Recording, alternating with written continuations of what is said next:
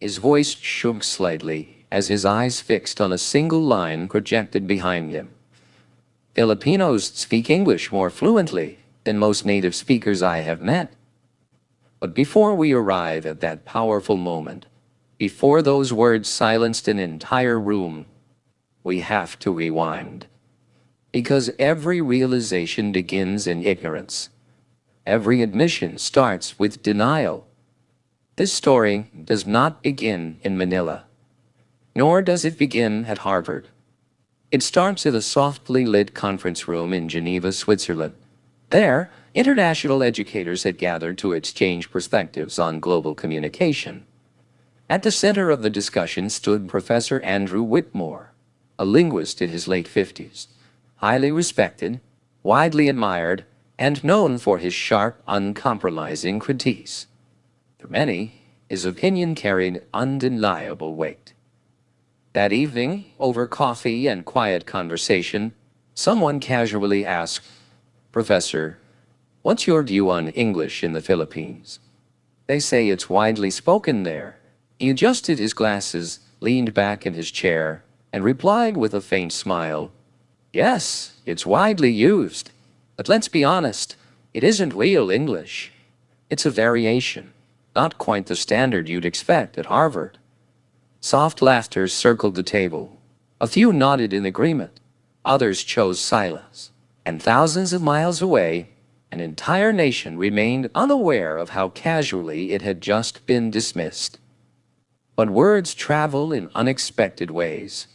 They echo, they resurface, and sometimes they return to the very person who first spoke them.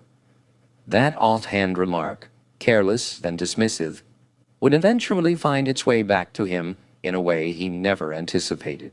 Several months later, Professor Whitmore accepted an invitation to visit the Philippines. He had been asked to speak at a forum on global education, to share his expertise with Filipino teachers and policymakers. He arrived confident, even slightly superior, believing he had come to instruct. He had no idea that he would be the one receiving the lesson. The first crack in his certainty came not during a conference, but inside a taxi. His driver, a middle-aged man with weary eyes and a courteous smile, greeted him warmly. "Welcome to Manila, sir. Is this your first visit?" The professor nodded absent-mindedly, until something caught his attention. The driver's English was smooth, precise, and touched with gentle humor. It was as clear as anything he had heard in London or Boston. He dismissed it as coincidence. One articulate man, he reasoned, does not represent an entire country. But then came the hotel reception. The staff transitioned effortlessly between English, Tagalog, and even Japanese, while assisting guests with polished professionalism. At dinner, a young waiter described the menu with such thoughtful phrasing that it felt almost diplomatic. For the first time in years, Professor Whitmore found himself without words. He wasn't convinced yet, but he was unsettled. Later that evening, standing on his hotel balcony and watching the Manila skyline shimmer below, he whispered quietly, "Was I mistaken?" He didn't realize then that this question would begin unraveling everything he once believed. Because in the days ahead, he would encounter moments that didn't just challenge his assumptions, they would dismantle them entirely. The next morning, Professor Andrew Whitmore woke to the warm, humid air of Manila, carrying with it a quiet sense of unease. For most of his life, he had studied language like a scientist studies a specimen, breaking it down into grammar rules, structures, and patterns. But here in the Philippines, something felt different. It wasn't only the smooth English of the taxi driver or the professionalism of the hotel staff. There was something deeper that he couldn't quite explain. The conference was still 2 days away, giving him time to explore the city. His hosts encouraged him to step outside, to walk through Manila, and experience its rhythm. At first, he resisted. He was used to libraries and lecture halls, not crowded streets. Still, curiosity slowly pushed him forward. So he left the hotel with a notebook in his hand, expecting nothing more than a casual stroll. Instead, he encountered three moments that began quietly dismantling the certainty he had carried for decades. The first happened in a small cafe near Intramuros, Manila's historic district. He ordered coffee and took a seat by the window, while sunlight streamed across the room. At the table beside him, three university students were leaning over their laptops, papers spread around them.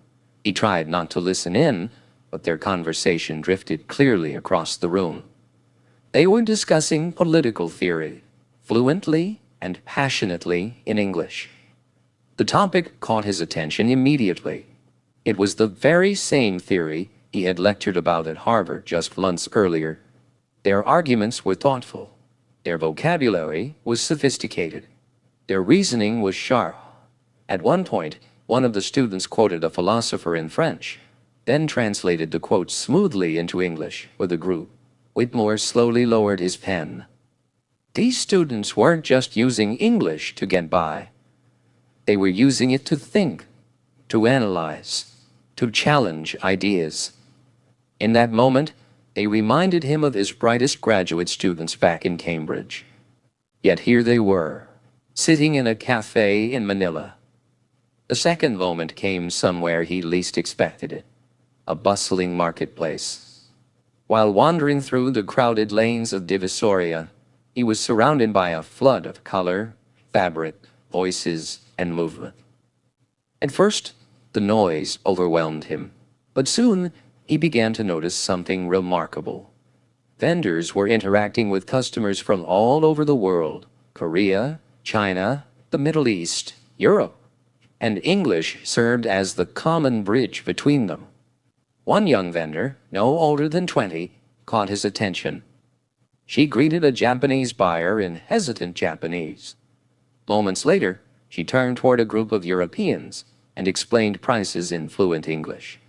Her voice was confident and respectful, yet firm. Whitmore lingered nearby, pretending to browse the merchandise.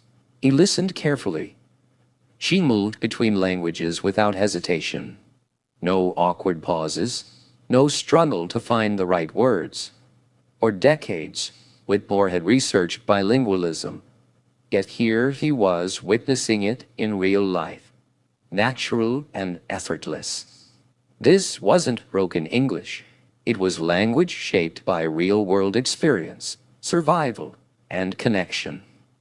The third moment struck him quietly, but with the greatest force. That evening, he wandered into a small chapel tucked between tall buildings. He had followed the sound of soft singing. Inside, a small congregation prayed together. Their voices rose in English, not clumsy, not forced. The words flowed naturally, almost like breathing.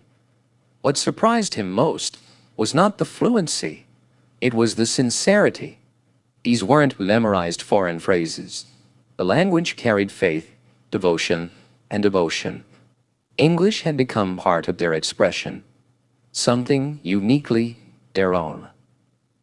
Whitmore closed his eyes as the voices filled the chapel. For the first time in many years, he felt something unfamiliar rising in his chest, a tightness in his throat, a quiet emotional weight he couldn't ignore. Later that night, walking back to his hotel, the sounds of Manila faded behind him. But inside his mind, those three moments echoed louder and louder.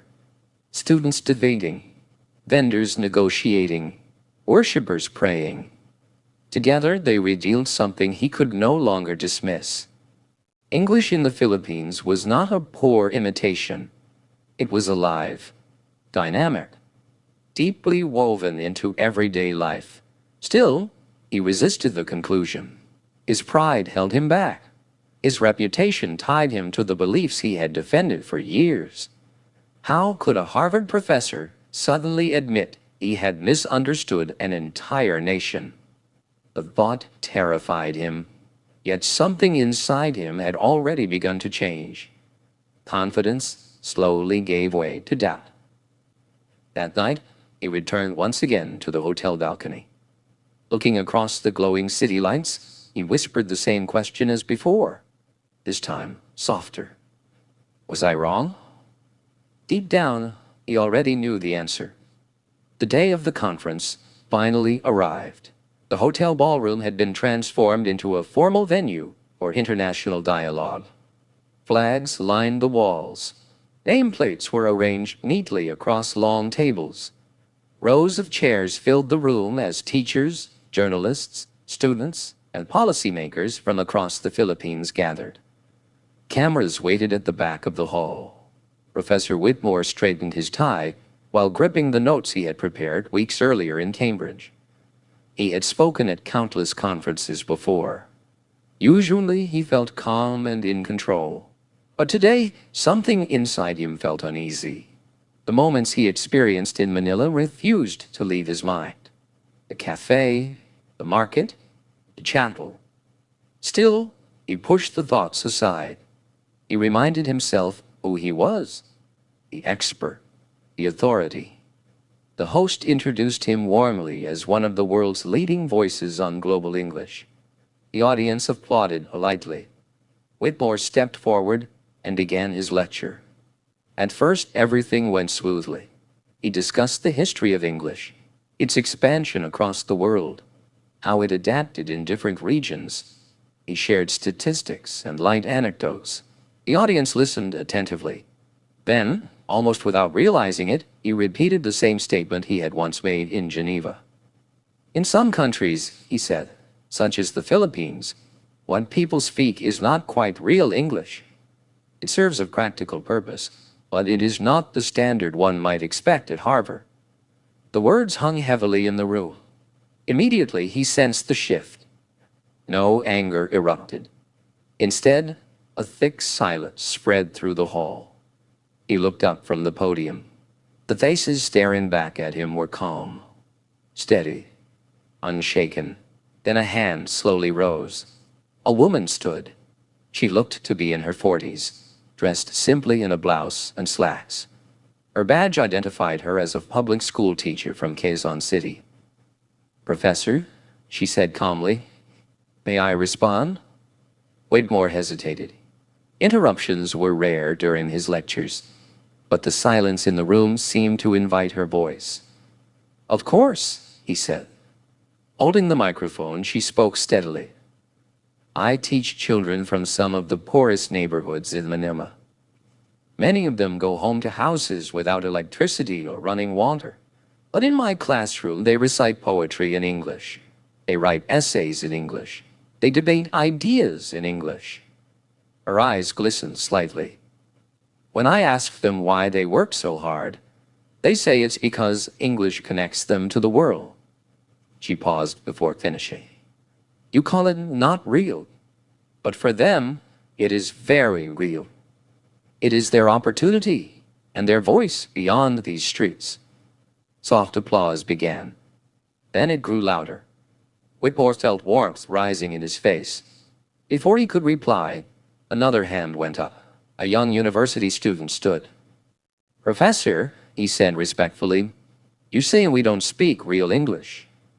But what defines real English? Is it grammar? Accent? The way people speak in Cambridge?" He smiled slightly. "Because if real English means expressing ideas, influencing people, and shaping the future, then maybe real English is alive right here in the Philippines." The applause intensified. Whitmore felt his throat tighten. Looking out across the audience, teachers, students, parents, he realized something unexpected. They were not angry. They were proud. Their confidence could not be shaken by his words. His prepared notes suddenly felt meaningless. He placed them down. For the first time in his career, he stepped away from his script. "I must admit something," he said quietly.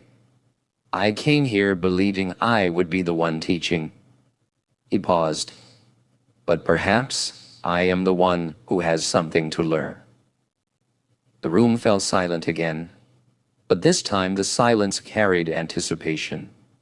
Inside him, something long buried had begun to surface: humility. At night, Whitmore could not sleep. The applause echoed in his mind.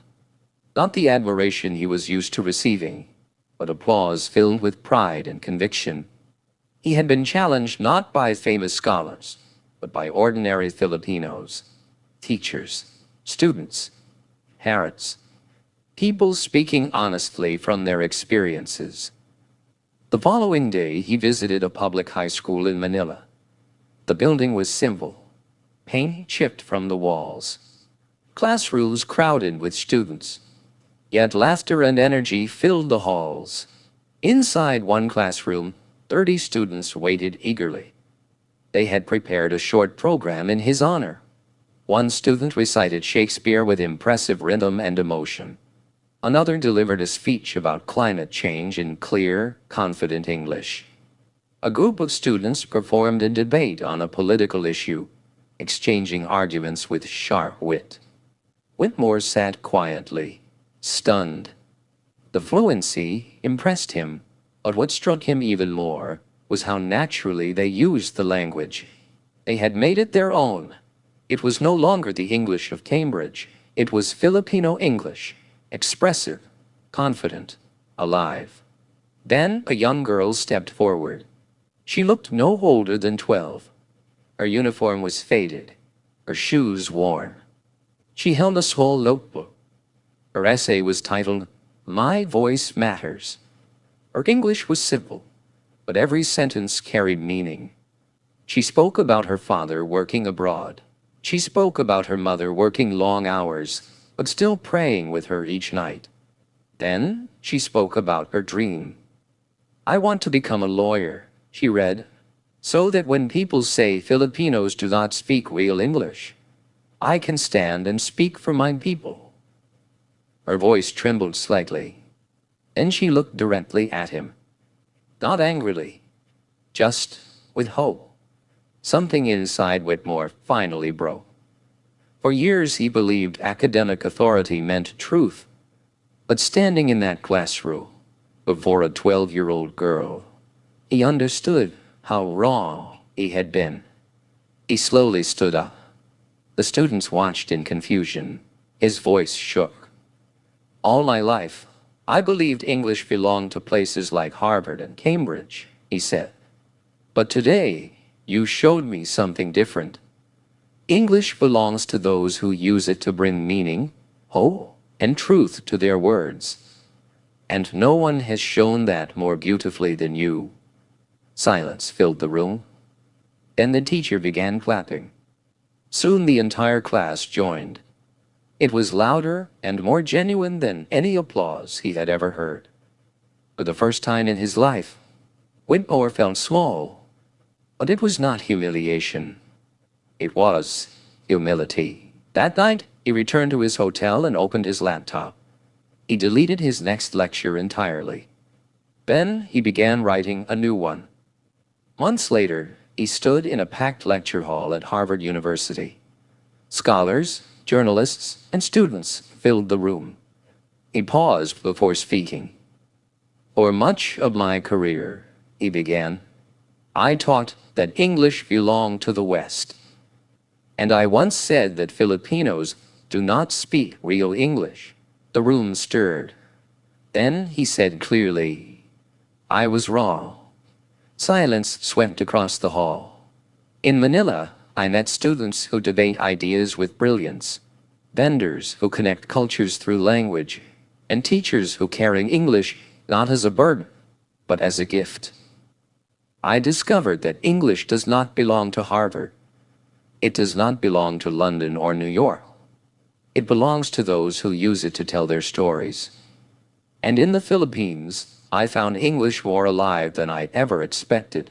He ended with one final thought. If you want to hear the future of English, don't only visit Harvard.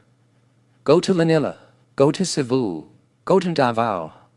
There you will hear English not as a borrowed language, but as a living voice. The room erupted in applause. Later, headlines spread across the world. But in the Philippines, the reaction was simple. Teachers smiled. Parents shared the story. Students whispered proudly in classrooms. For once, the narrative had changed. And somewhere in Manila, a young girl with worn shoes and a small notebook smiled, because the world had finally heard her voice.